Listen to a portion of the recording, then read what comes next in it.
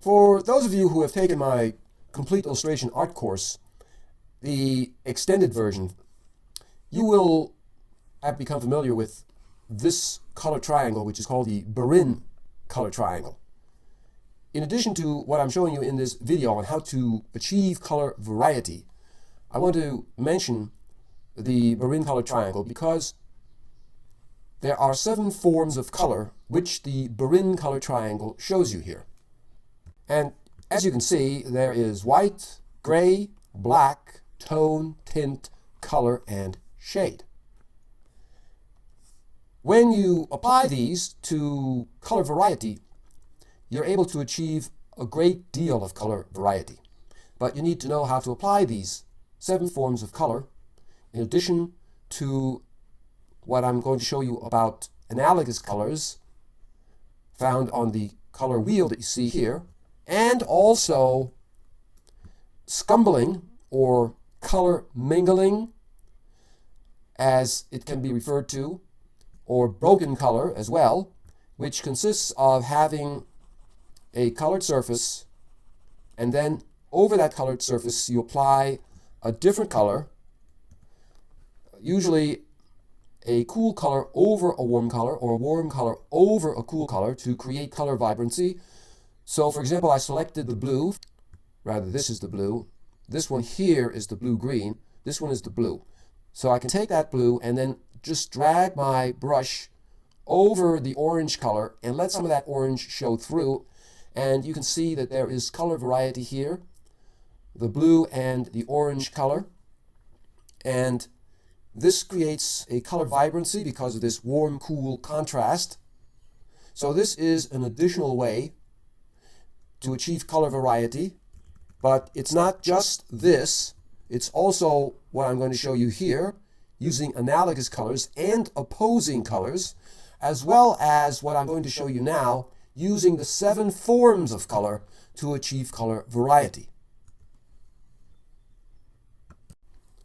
So over here, I'll do a quick rough color sketch using a brownish color to just roughly sketch in the scene, which consists of a building here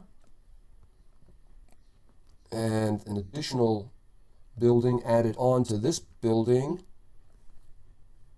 which always helps to create a more interesting shape than if you just have something like this where you have one building. That isn't very interesting, but as soon as I add another shape or another building to this one, the overall shape becomes much more interesting.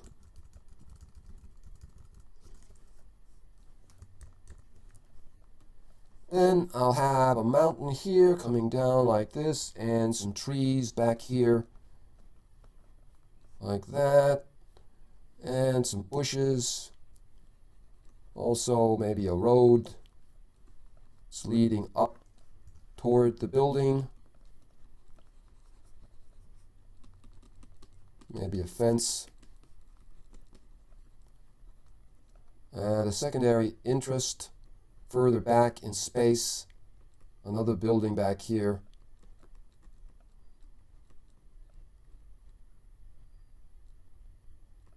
Maybe something like that.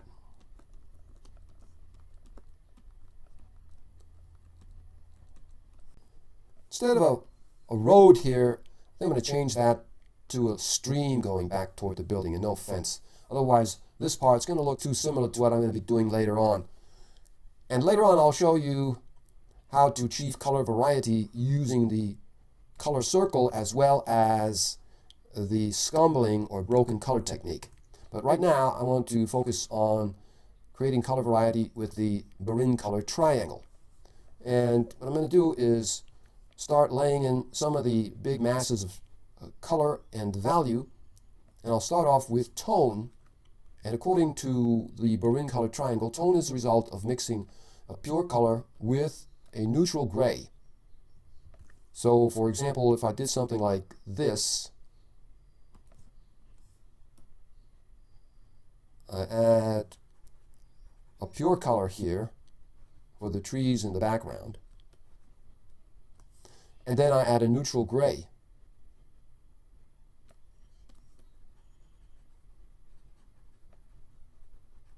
And what I get is a tone. In addition to the tone, I can add a shade to get more color variety. A shade, as you can see here, is the result of mixing a pure color with black. So if I take black and I add that over here like this, and then I add a pure color, green, like this, more pure, and I mix that into the black, I get a really dark shade of green, like this. Then in addition, to get more color variety, I add, let's say, white and a color, which results in a tint. So I'll add some white here, and then a more pure color of green, just a touch of that, mix it together to get a tint. If you remember in my other videos, if you've watched them, I show you how to avoid creating these kind of dull and lifeless looking tones that result from mixing a neutral gray, for example, with a pure color. There are other ways to mix tones that are more lively, more energetic, more interesting looking, and tones that don't look dull or muddy or dirty. The tones are the grays or neutralized colors within your painting. Therefore, as I've shown you in my videos, to get richer, more lively and interesting looking tones, or grays or neutralized colors as they're also referred to, use complementary and near complementary colors that you find on the color wheel. The Perrin color triangle, and the reason I'm showing you this is so that you understand that your colored paintings will contain more or less of these colors on the color triangle. Now, white and black are not considered colors, neither is a neutral gray, but I'm referring to them to simplify things as colors, as being part of the Perrin color triangle. Some paintings won't have black in them or pure white, but they may have these other colors. Some paintings will have pure white and pure black. The idea is that all paintings will contain more or less of these 7 forms of color, so therefore you need to be familiar with them. And they're going to be entering into your color work automatically anyway. You're going to be adding tints, you're going to be adding pure colors, you're going to be adding tones, in some cases neutral grays, in some cases you will add shades, mixing a black with a color, and so forth. And all of this will result in greater color variety.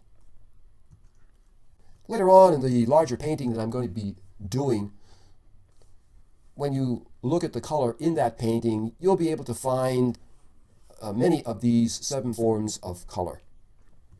But right now, I just want to continue on this really rough sketch here and apply the 7 forms of color. So let's say I use a blue for that stream, and what I'm doing is adding a color right there, a color. A color refers to a pure color. A color that is pure is not a color that is mixed with any other color, or white, or black. Just the color by itself. So I have that blue, and then I'm going to add, let's say, a gray. According to the Perrin color triangle, that gray would be a neutral gray, like this. And then I can mix those two together, resulting in a tone. And I'm going to darken the foreground here like this.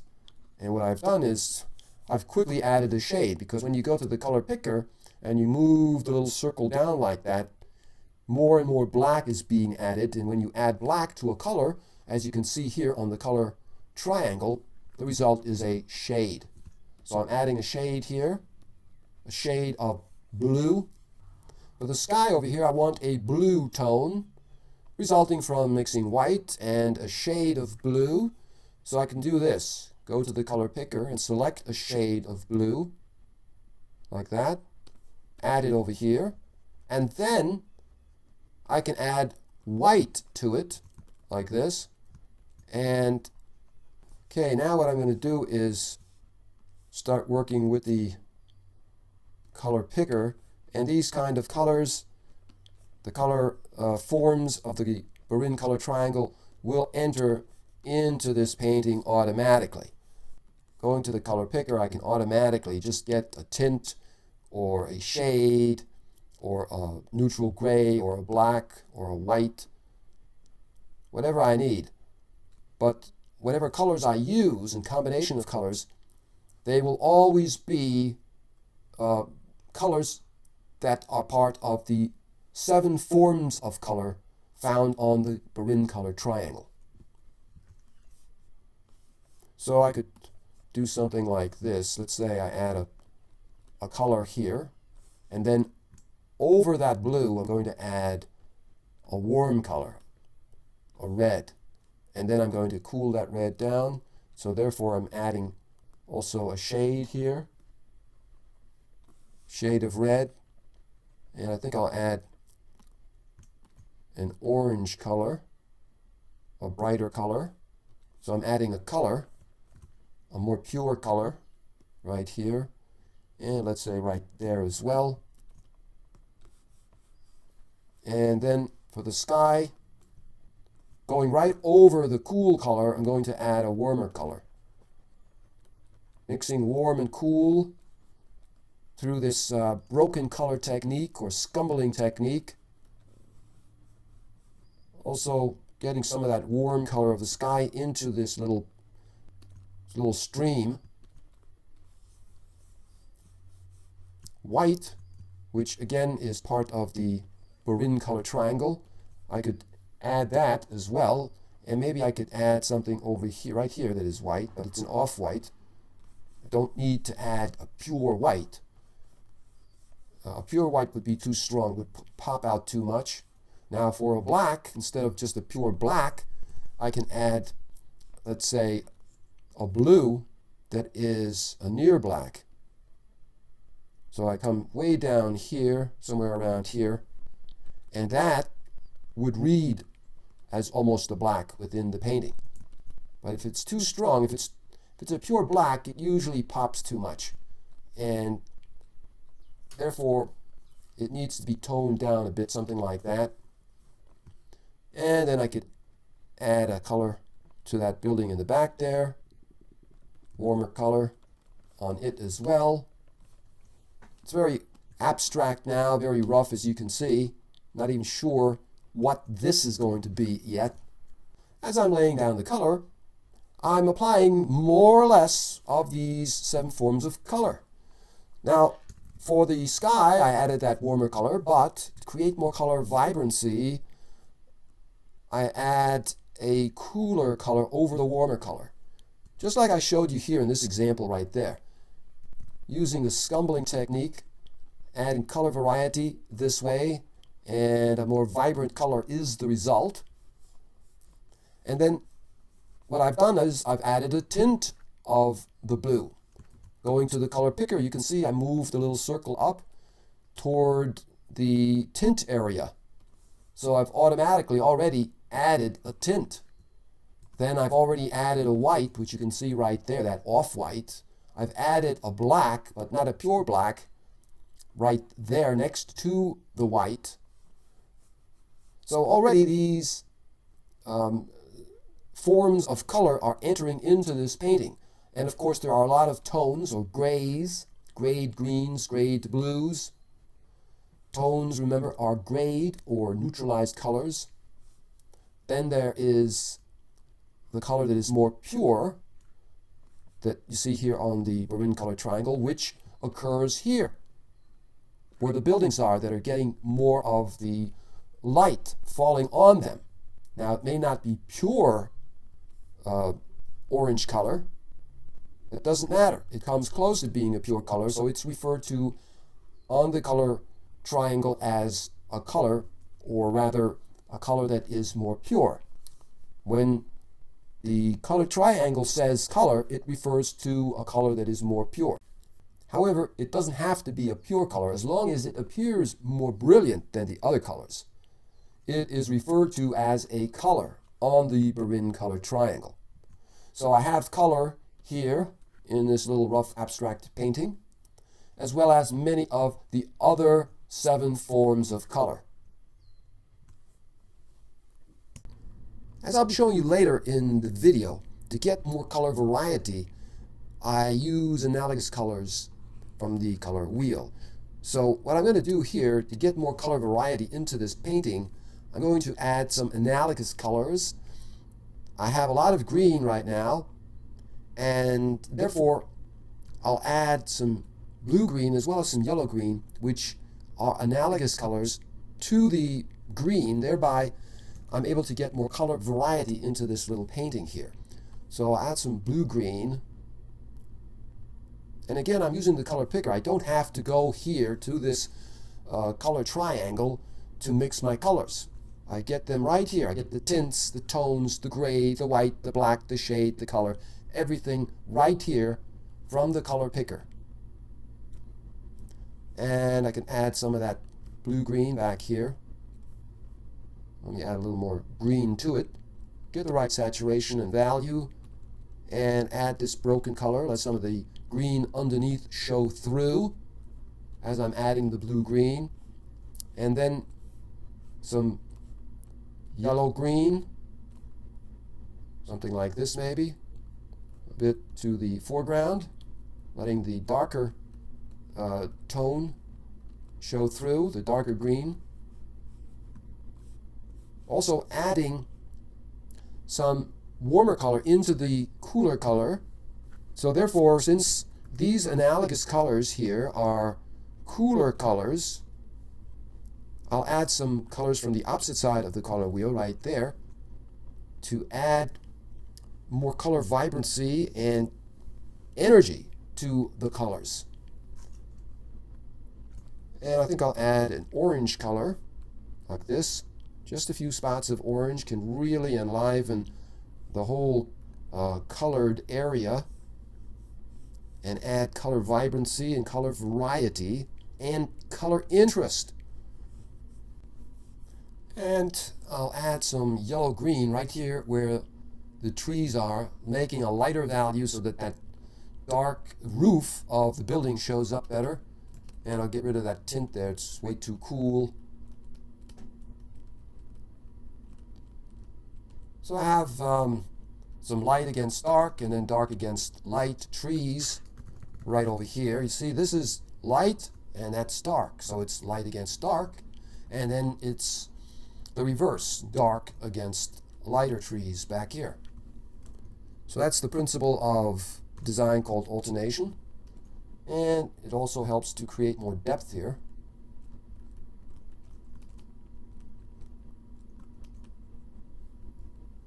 And I think I need to lighten the roof over here. It's receiving some sunlight.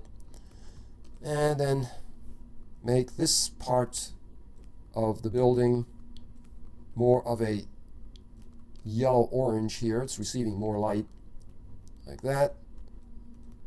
Using broken color, letting some of the orange color underneath show through, adding color variety. And maybe some windows here and here.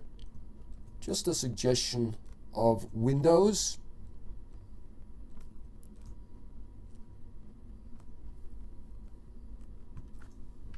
And a little chimney right there. And another one over here. I think I'll add a lighter value right here. This part of the building is getting lost too much. Then I could add some super darks, as they're referred to draw attention to certain parts.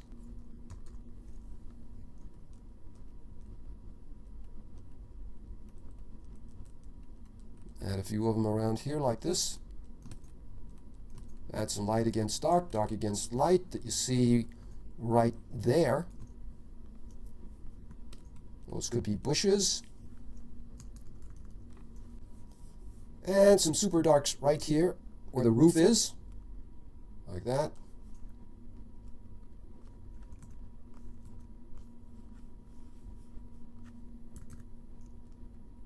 And get a little definition to that building back here by adding some of these lines like this. It's the secondary area of interest. And then come over here, add some dark trees or bushes right there like that, so that building pops out more and gets away from being too close to the edge of this picture.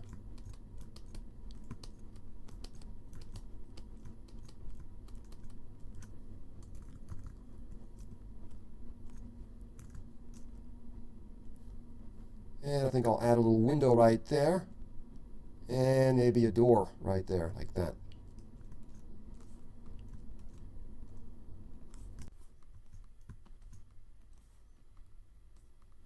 Add a darker green right here, where this little creek is, or little stream.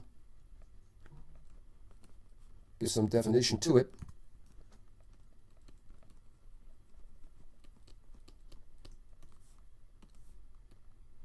This is a shade, and you see a shade here on the Berlin color triangle, one of the 7 forms of color. This little stream leads right back to the building.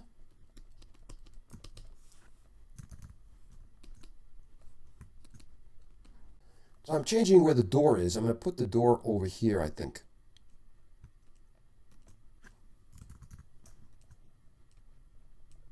Add a darker tone into that door, give it some depth. Now I've gotten rid of some of that white there, so I have to find another place for it. I think I'll add a color accent, maybe a blue-violet to the door. So it's a cool color placed against a warmer color. The warm blue-violet against the warm yellow-orange. And I think I'm going to also add a really brighter yellow color to this part right here, like that. This part is receiving a lot of light. Helps to draw attention right here where I want the attention to be directed.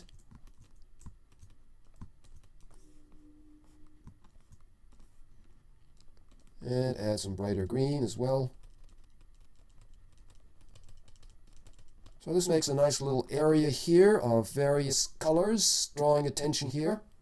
And of course, the attention is drawn to this part because of the strong hue contrast and warm and cool contrast of the warm colors of the building placed against the cooler surrounding colors of the trees and grass. And this little stream here. So that's the color strategy. Placing warm colors within a sea of cooler colors. And you'll notice that this little secondary area of interest also has warm colors which are placed against the cooler colors, thereby drawing attention to the little building as well. And the little building helps to divert the attention away from the center of interest a little, so that the center of interest doesn't set up too much of a bullseye, becomes too dominant. And I think I'll add some calligraphy, which consists of lines like this, and these could be tall grasses like this in the foreground. Some of them coming out of this little stream. And some spots and dots like this, which are also calligraphy. And a darker value. That's a little too dark. That helps to add depth, creates gradation of tone. The value gets lighter as it moves further back. See this dark in the foreground adds depth. You can get a greater feeling now that the buildings are further back. Even though they are warm colors, they still appear as though they're further back in space. It's not always that you need to have cool colors further back in space. If you do it right, you can have warmer colors further back in space, and the forms will appear to be further back.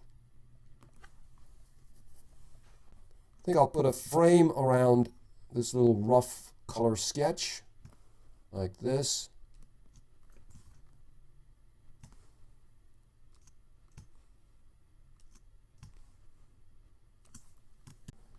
To push that building even further back in space, I think I need to reduce its saturation just a little bit, something like that. And it helps it to harmonize a bit more with the other lower intensity colors surrounding it.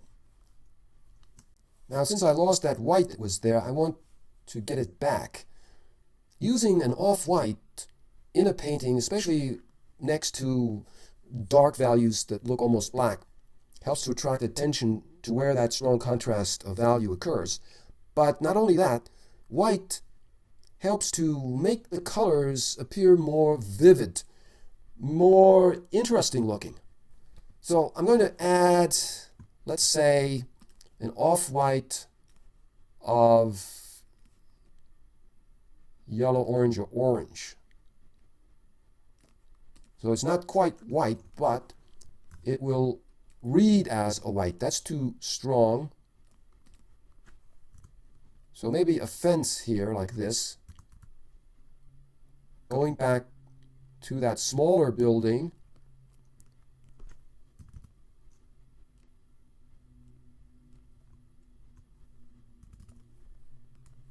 And making the fence in the foreground more of a white, something like that. It's receiving a bit more light, therefore it needs to be more yellow. It's a yellow source of light, like that. It's not pure white, but it looks like a white. And it leads the eye back, and then I could add maybe a tree over here like this, maybe. Something over here that keeps the eye from going out of the picture border at the left and returns the eye to this building here because of these branches pointing in this direction toward that building.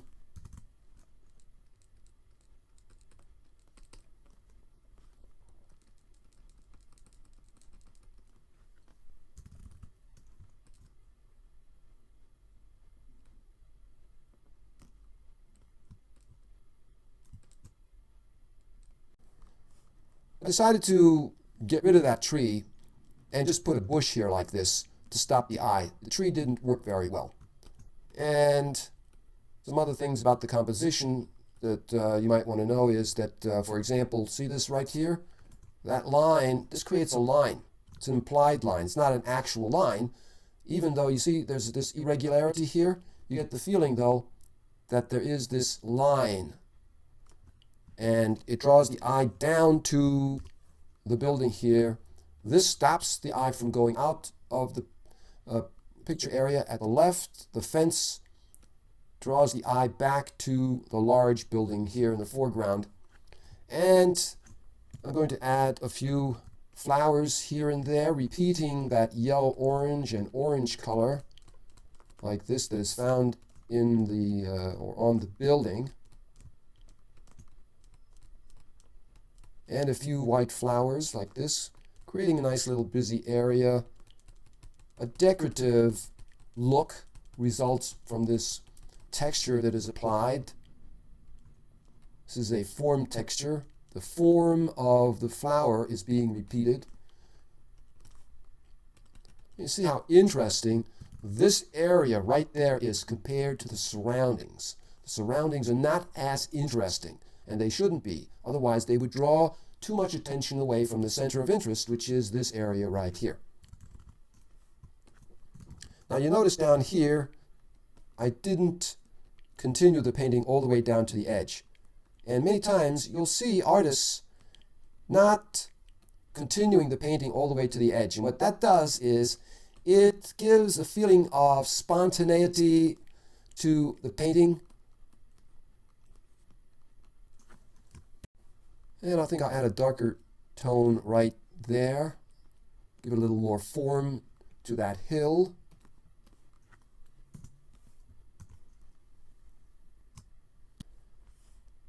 And I think I'll add a few more darks, some really dark accents here.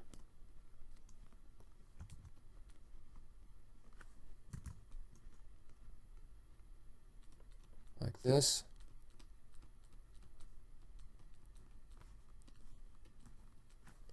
And maybe an antenna. A little crooked. Add a larger chimney here.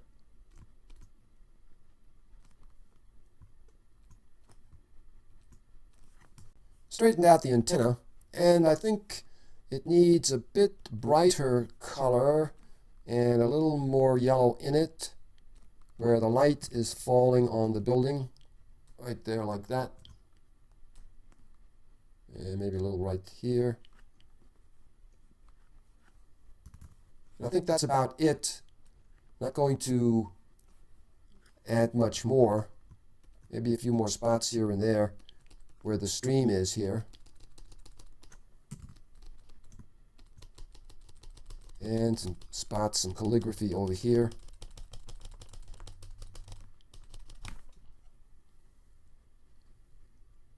Now, the color of the building, the orange color, needs to be repeated in other parts of the painting to help tie the painting together even more through color. So I'm going to add some of that orange color into the green trees back there and over here and here in various places. Also, reflected light is happening here. So some of the green is being reflected into the building, which I'm adding now. Just touches of green being reflected from the trees and the grass, like this.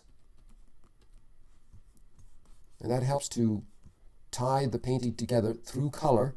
Also, I think I'm going to add some birds flying here. Flying down in this direction toward the house here.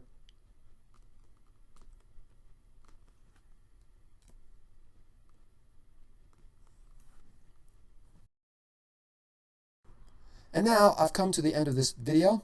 There's a lot more, of course, that needs to be learned about color, and if you're interested in learning more, then check out my complete illustration art course.